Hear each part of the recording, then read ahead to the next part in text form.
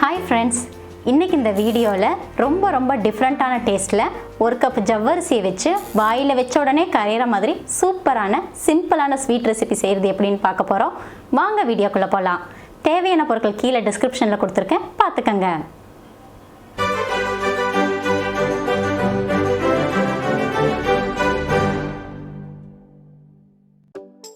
இந்த ஸ்வீட் செய்கிறதுக்கு இன்றைக்கி நான் ஒரு கப் அளவுக்கு ஜவ்வரிசி எடுத்திருக்கேன். இந்த ஜவ்வரிசி எல்லா கடையிலையும் கிடைக்கக்கூடிய கண்ணாடி ஜவ்வரிசி தான். அதுலேயே ரொம்ப சின்னதாக இருக்கிற மாதிரி பார்த்து வாங்கிக்கோங்க. இந்த ஜவ்வரிசியை 2-3 டைம் போல் நல்லா வாஷ் பண்ணி எடுத்துக்கலாம். ஜவ்வரிசி சின்னதாக இருந்தால் தான் அதை பார்க்கறக்கும் நல்லாயிருக்கும், சாப்பிடும்போதும் டேஸ்ட்டாக இருக்கும். ஜவ்வரிசியை நல்லா வாஷ் பண்ணதுக்கப்புறம் ஜவ்வரிசியில் அளவான தண்ணி ஊற்றி ஒரு 1.5 மணி நேரத்துக்கு நல்லா ஊற வச்சிடலாம். ஊற வைக்கிறதுக்கு பச்சை தண்ணி யூஸ் பண்ணி ஊற வச்சுக்கோங்க, சுடுதண்ணியில் ஊற வைக்க வேண்டாம். 1.5 மணி நேரம் ஆயிடுச்சு. ஜவ்வரிசி நல்லா ஊறி இருக்கும். பாருங்க, ஜவ்வரிசி நல்லா ஊறிடுச்சு. இந்த அளவுக்கு ஊறி இருந்தாலே போதும், சீக்கிரமாக வெந்துடும்.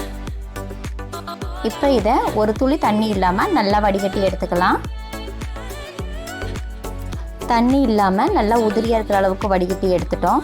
நம்ம வடிகட்டும் போது தண்ணி இருந்துச்சுன்னா அதை குக் பண்ணும்போது ரொம்ப குழகுலன்னு ஆயிடும். அதனால் தண்ணி இல்லாத அளவுக்கு வடிகட்டி எடுத்துருக்குறோம்.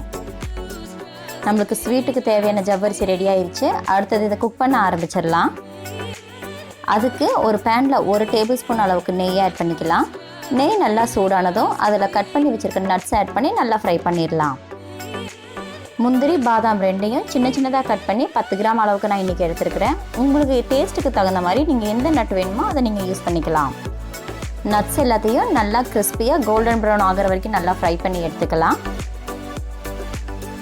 திரும்பவும் அதே பேனில் 1 டேபிள் ஸ்பூன் அளவுக்கு நெய் ஆட் பண்ணி நம்ம ஊற வச்ச ஜவ்வரிசி சேர்த்து நல்லா ஃப்ரை பண்ண ஆரம்பிச்சிடலாம்.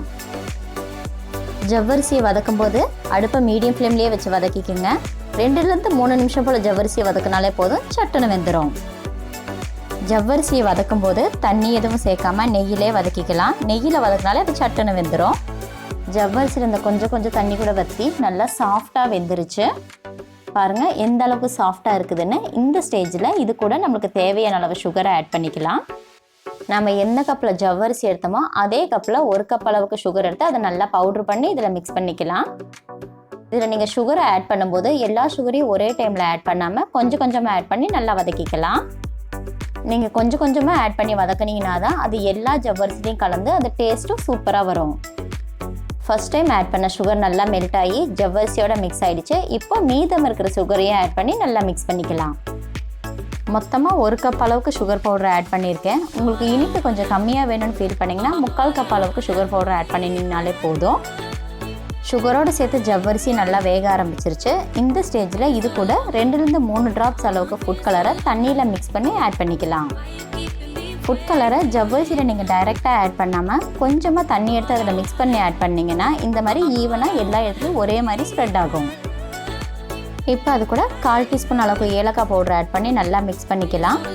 நம்ம எந்த அளவுக்கு இதை தொடர்ந்து மிக்ஸ் பண்ணுறோமோ அந்த அளவுக்கு இந்த ஸ்வீட் ரொம்ப சாஃப்டாக இருக்கும். இந்த ஸ்வீட்டோட டேஸ்ட்டு கொஞ்சம் தூக்கலாக காமிக்கிறதுக்காக இது கூட 1 பிஞ்ச் அளவுக்கு நம்ம சால்ட்டை ஆட் பண்ணிக்கலாம். நீங்கள் எந்த ஒரு ஸ்வீட் செய்கிறதா இருந்தாலும் சரி, அதில் 1 பிஞ்ச் அளவுக்கு நீங்கள் சால்ட்டை ஆட் பண்ணிங்கன்னா அந்த ஸ்வீட்டோட டேஸ்ட்டு தனியாக இருக்கும்.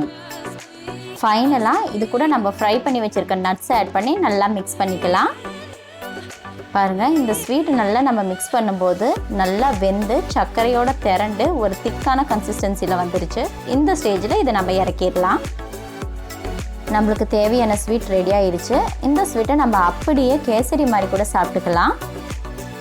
இந்த ஸ்வீட் நம்ம ஜவ்வரிசியில் செஞ்சதுன்னு சொன்னால் யாரும் நம்பவே மாட்டாங்க.